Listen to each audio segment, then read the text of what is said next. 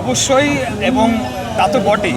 সবশেষে আমি বাংলাদেশ জাতীয়তাবাদী দলের হয়ে আমি ধানের শীষ মার্কা নিয়ে নির্বাচন করেছিলাম, সেটাই হলো তাদের হলো ক্ষোভ।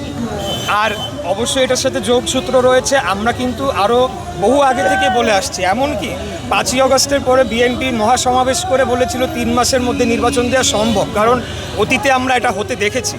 এখন আমরা যে কথাগুলো বলতে চাই, অপ্রিয় কথা, যেগুলো হয়তো জনগণ এখনও দেখছে না, কিন্তু আমরা খুব স্পষ্টতই দেখতে পাচ্ছি যে বাংলাদেশকে গণতান্ত্রিক ধারা থেকে সরিয়ে নিয়ে ভিন্ন কোনো পথে দীর্ঘমেয়াদে নিয়ে যাওয়া যায় কিনা, সেই একটা চেষ্টা রয়েছে। এটা আমি কারো একক ব্যক্তির উপরে আমি আঙ্গুল তুলব না, তবে একটা গোষ্ঠী এই বিষয়ে কাজ করছে।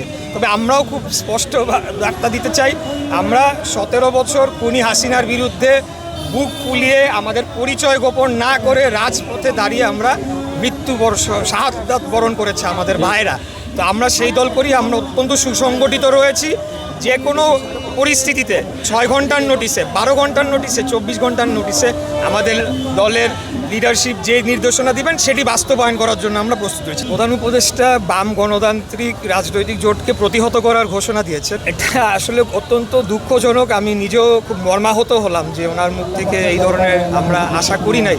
উনি তো আমাদের সবার স্বপ্নের জায়গা ছিল, আশা আকাঙ্ক্ষার জায়গা ছিল যে একমাত্র ব্যক্তি যিনি সবার কাছে নিউট্রাল, গ্রহণযোগ্য। তো সেই জায়গা থেকে কেন আজকে এই পরিবর্তন, সেটি অবশ্যই আমাদেরকে ভাবিয়ে তুলছে। আর দ্বিতীয়ত হলো যে এই পোর্ট এবং করিডোর এটা আমরা হতে দেব না। এখন কাকে প্রতিহত করবে, কাকে দিয়ে করবে, সেটা তাদের ব্যাপার, সরকারের ব্যাপার। বাংলাদেশের মালিক জনগণ। আমরা এই দেশে থাকবো, আমরা বিদেশে গিয়ে বসবাস সেটেল করব না। আমার অন্য দেশের পাসপোর্ট নাই, কিন্তু এই বর্তমান উপদেষ্টা পরিষদের কতজন প্রকৃতপক্ষে বাংলাদেশে অবস্থান করেছেন সেটা নিয়ে প্রশ্ন রয়েছে। অতএব অনেকটা বলা যেতে পারে যে ভাড়ায় করে আনা বিদেশি সরকার এসে পোর্ট নির্ধারণ করবে, করিডোর নির্ধারণ করবে, আমাদের ভবিষ্যৎ নির্ধারণ করবে, যেভাবে চাবে তাদের প্রভুদেরকে খুশি করবে।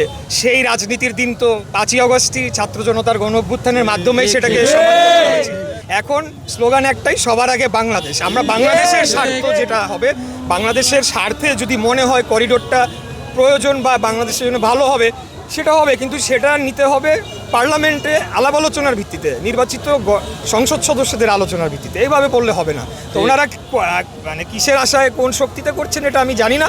তবে আমরা আগেও বলেছি, এটা ক্ষমতায় যাওয়ার লড়াই আমাদের জন্য কোনোদিনও ছিল না। আমরা কোনোদিন কম্প্রোমাইজ করি নাই। আমাদের নেত্রী বেগম খালেদা জিয়া ভারতের সাথে কম্প্রোমাইজ করে নাই, বিধায় তো ওনাকে এই নির্যাতন সহ্য করতে হয়েছে। তো আজকে কিন্তু দেখবেন যে কেউ কেউ আমাদেরকেই বলার বা আমাদের কোনো সিনিয়র নেতাদেরকে উপরে প্রশ্নবিদ্ধ করার চেষ্টা করছে। আসলে বাংলাদেশের পক্ষের যদি সর্ববৃহৎ রাজনৈতিক দল থাকে সেটা বিএনপি, এটা প্রতিষ্ঠিত সত্য। ছোটোখাটো আমাদের ত্রুটি বিচ্যুতি থাকতে পারে, সেটা যখন আমরা সরকারে আসবো তখন আপনারা কঠোর সমালোচনা করবেন যে কেন এই ত্রুটি বিচ্যুতি।